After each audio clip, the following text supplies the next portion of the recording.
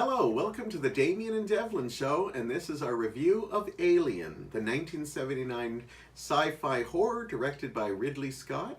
Ridley, yeah. Yeah, Ridley. I get that because the character's Ripley, so sometimes I say Ripley Scott, but it's Ridley Scott. It also stars Sigourney Weaver, Tom Skerritt, Ian Holm, and Yaphet Kotto, John Hurt, Harry Dean Stanton, and I think it's Veronica Cartwright. It might be, yeah, it's Veronica Cartwright. Sounds right. Well, missed only one. What's the name of the cat? Jones. I don't think that's its real name. That's but anyhow, his name. For anybody who's not familiar with this movie, this is the movie that kicked off the very successful Alien franchise. But back in 1980, it was released. It was a big... 79. Sorry, 79. It was released. It was a big box office hit. Nobody had seen anything like it before because it kind of mixed horror with sci-fi. And although they've done it in the past in a cheesy way, this is done in a really great psychological way. And in some ways, it's a psychological slasher film, but dealing with alien rather than a crazed killer. But it blew people's mind, and it became an instant success and was an international hit. That spawned one huge trilogy, and this is the one who kicked it all off. Note how we said trilogy and not... Oh, sorry. I should have said... No, you said it correctly. Should have ended with Alien 3. No, I know, but... anything else. I didn't mean to say trilogy, but... That's our opinion. So we just reviewed all the other movies. So here's probably one of the last Alien movie we'll review. Anyhow, Damian picked this, so I'm going to push it over to him and see what he has to say about why he chose it. Here's one of those moments where I'm about to get super judged by you because I remember seeing this movie for the very first time when I was 10, maybe 11 years old. And I used to be absolutely terrified to watch this movie alone at night. I used to, for some reason, I like scaring myself. I think I've mentioned this before. But when I would watch this movie, I would have all the lights in my apartment turned on, and I would make sure that the volume's as low as that can be while I could still hear it. Because I knew I'd still get frightened by it, but I still enjoyed the premise, the aspect of it as a kid. And growing up, I fell in love with the Alien series. It's well documented that Aliens used to be my favorite movie. Now it's my number 2 favorite movie of all time. But I just love the series overall. I think the franchise has a lot of potential. It's gone this way, it's gone that way. But if you come back to the originals, Alien, Aliens, even Alien 3, I think the 3 of those movies are excellent. As well, obviously, we know now that Alien and Predator, the 2 franchises, have come together as well. I'm still a fan of those as well in my own way.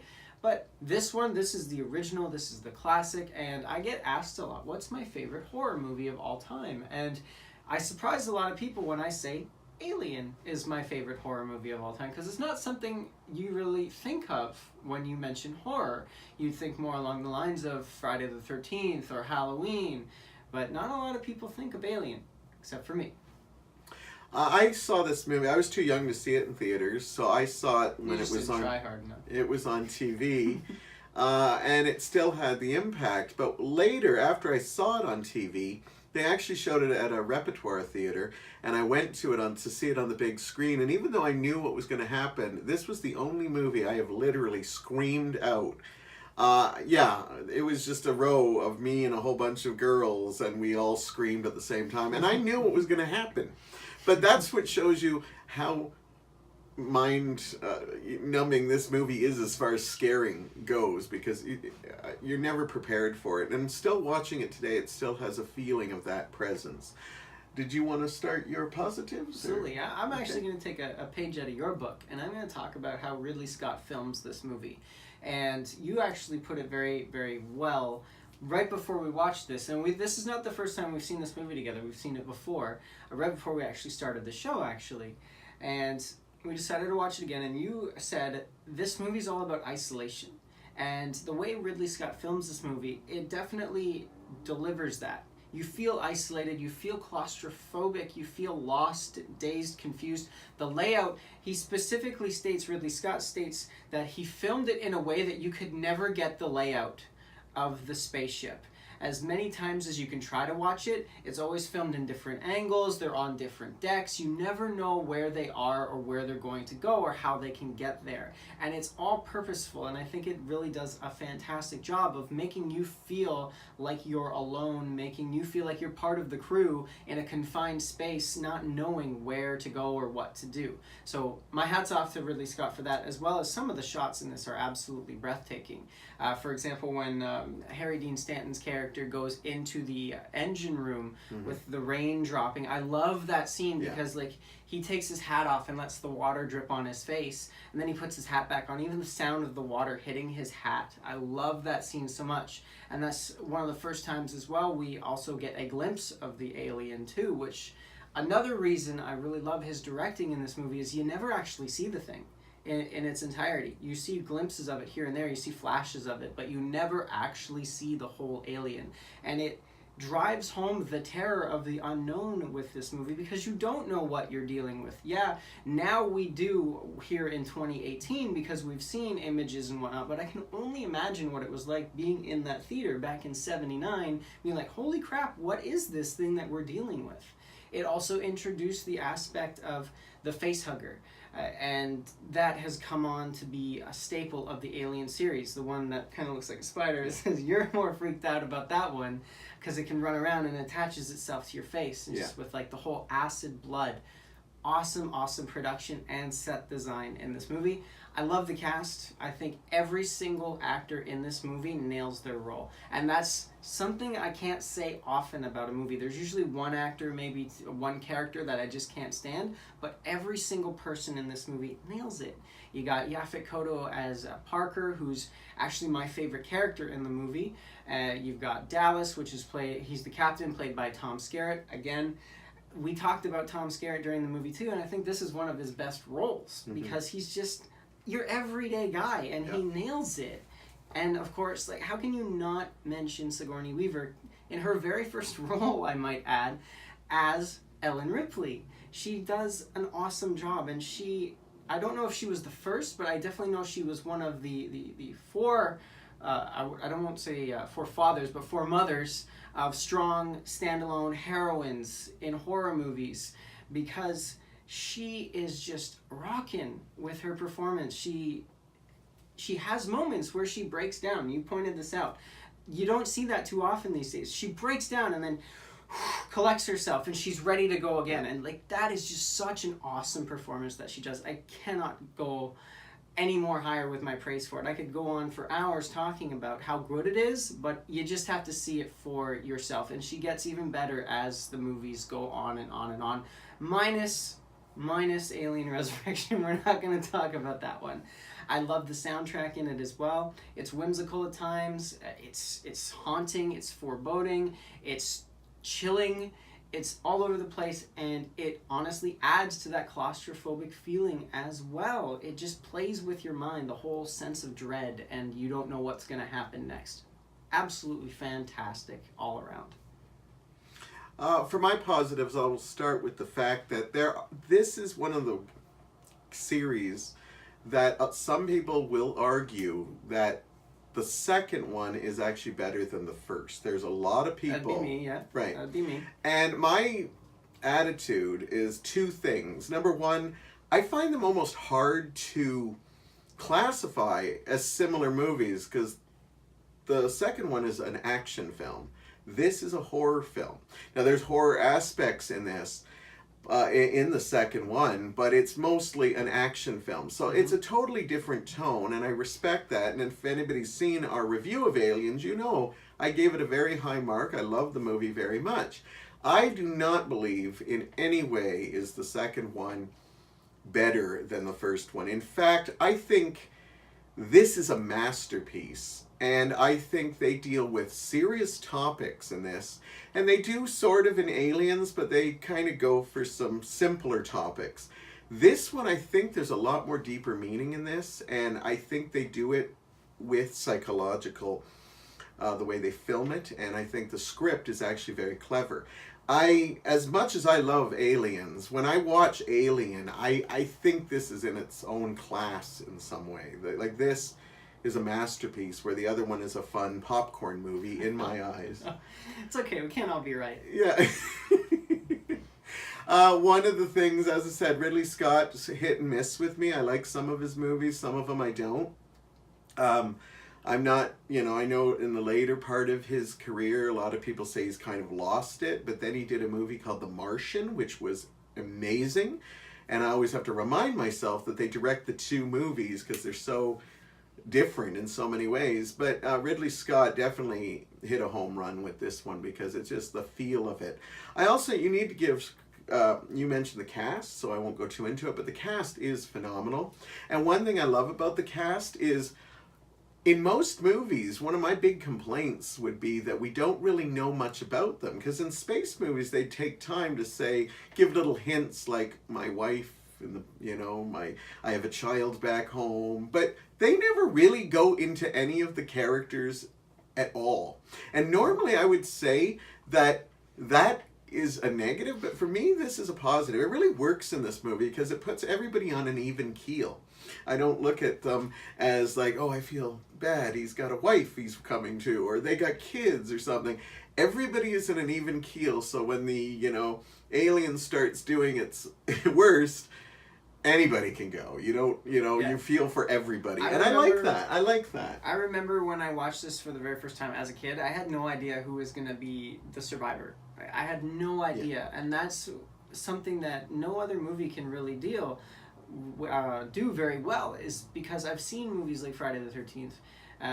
I've seen movies like Halloween, and okay, she's going to survive. He's going to survive. This is going to be the main character. Survives. This one you don't know. You literally don't know who the main character is. It's so well thought out for that.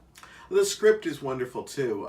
When they talk, I feel that they are actual people that not only are trained for this, but they're also people that you can tell have worked together. They don't go into a lot of personal things, but there are little moments where you can tell that they've interacted. I don't feel like they've just met because they've been on this long mission. I feel like they have a rapport. We just don't see a lot of it, but they're so good at their jobs. They get that across in minimal things. I like that they don't just the captain's got to be right. When they make decisions, some people have their opinions and they are very vocal, which I think is smart. It's smart, like, well, why are we doing this? We should be doing this. We're going by the code. We shouldn't go by the code. They talk about it a lot, and then they finally, I love that everybody is not wishy-washy in this movie. They have their opinions and they speak them, and then when they make decisions, they make the decisions. It's not like 20 minutes of figuring out what we're going to do. Reminds me of two reviewers that I know.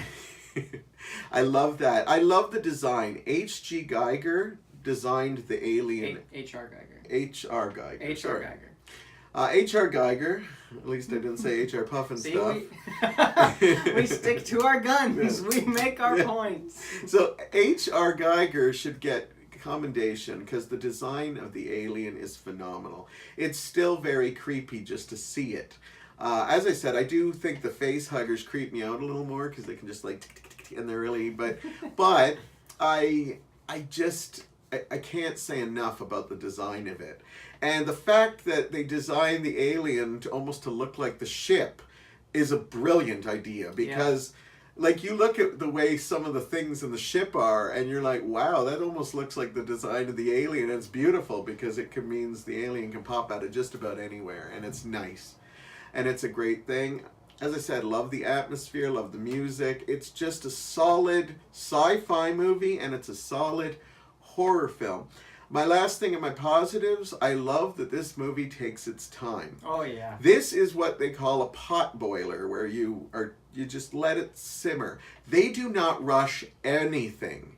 Everything is stretched out. My sadness is that there's probably some young people that might actually be like, this is boring. I don't see how. I know, but it doesn't have like an action film, rapid editing. It doesn't have like but that's the journey. This is a movie, I'm telling you right now, if you're a young person who watches this and you love this film, you are an up-and-coming movie lover. But if you're like, it doesn't take off until the last, 45 minutes, That's the problem that I had. We recently saw Alien Covenant in theaters, and I'm sure we'll review it in depth at some point, but that was my biggest problem with the movie, is that it had promise right at the beginning with taking it slow, and I was like, okay, here we go. We're going right back to the roots of Alien. And then suddenly, wham, wham, wham, wham, wham, wham, wham, with everything. And I'm just like, no, that's not how you do this. And that's why I love this movie so much, is because, yes, it does take its time. Yeah, and that's its number one thing, is attention to detail and the special effects. Now that we've watched Aliens and we watched Alien, I think the special effects in Alien, because they did everything manual and stuff, actually holds up better than Aliens. So I made mention in Aliens that I hated the green screen and some of the CGI in that movie. But I'm actually going to counter you with my first point of my negatives. Okay. Right at the end of the movie, I always think it's the worst thing ever, is you see the shuttle at the very end of the movie, the shuttle that the last character survives on, and it just looks so crappy. And like you can see it's kind of like spinning in space because the stars are moving around it in the background. I'm like, what the heck is this? It's so bad looking, and like the aliens dangling on a wire, and it's bad. As well, the whole explosion at the end of the movie is just ridiculous. No, you're not going to make it through 2001. It's ridiculous. I think they have 10 minutes of that kind of stuff going on, and God's it's like, sakes. you know. No, it's ridiculous. It is. It blows up, stops. It blows up again, stops. Then it blows up even bigger. Like, what is going on with that? No, I don't like the ending explosion. I don't like the ending shuttle exterior shots. The inside looks awesome. I love the inside. That was not a spoiler, by the way. No, we haven't. Nothing blows up at the end. Something blows up. I didn't say what blows up. I think you did. I did not. That's okay. I said the explosion. Continue with your negatives. Jeez, that's a negative. Calling me out. Calling me out. Unbelievable. But, so I can't stand that. Not a negative. It's not a negative, but it makes me uncomfortable every time I watch this movie. But it's actually kind of a positive with how well it's done. But it's just super disturbing. There's a character that gets killed in it. Okay.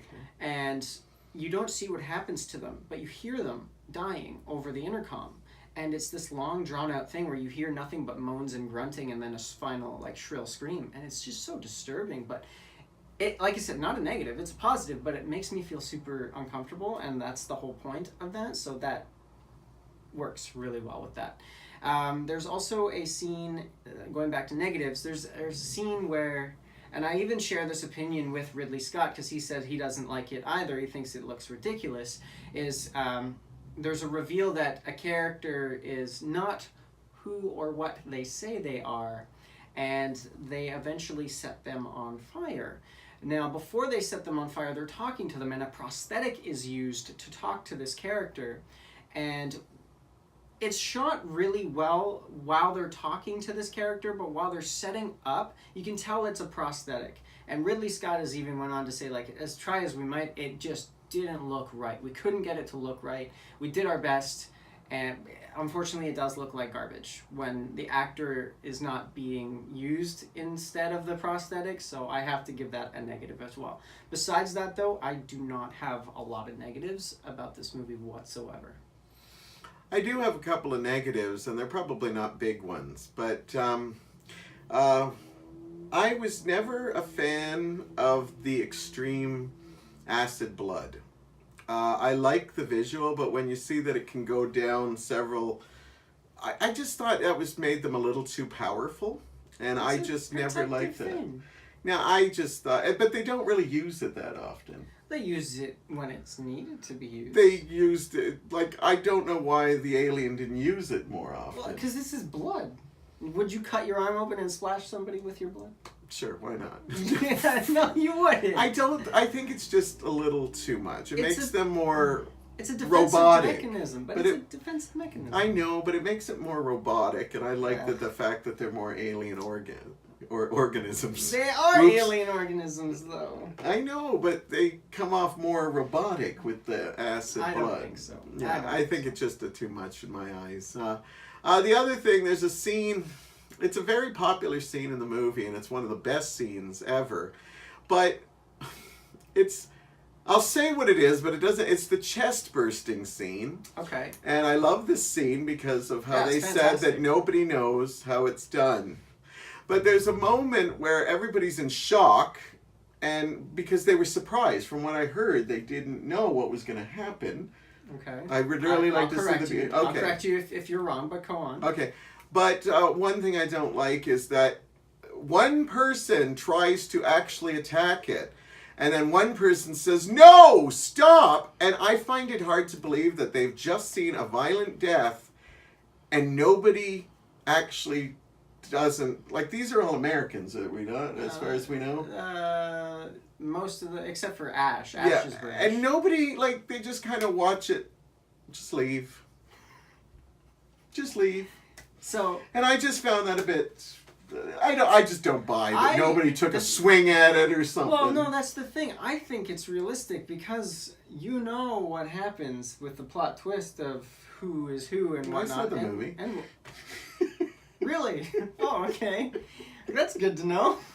But you know who's who and why they would do that. And so I think it's actually realistic. But with regards to not knowing what's going to happen, they did know what was going to happen. They just didn't know that there was going to be a lot of blood involved. Oh, okay. So when they get showered in blood, the reactions there that you get from the cast members, specifically Veronica Cartwright, she reacts realistically, and I think it adds. It does. To the scene. It's a wonderful thing. But that's really my only negatives. Is I just had issues with that. Also, if I have to pick another negative, when you're investigating a weird-looking creature egg thing, why the hell would you look into it? For science. Yeah, they weren't scientists, No. though. For I would be science. like, oh, that just opened up. See ya! You know, but no, for the story, we have to look into Well, it. there Like, wouldn't be a movie if you didn't look into it. I know, but it's just... Come on, let's use some common sense. And this gets worse in the later movies as well. It's a masterpiece. This movie is It's a perfect masterpiece. in every way, but here's what's wrong with it. Still a masterpiece. Well, all right, well, what are you giving this masterpiece? I'm giving it 4.5. Wow.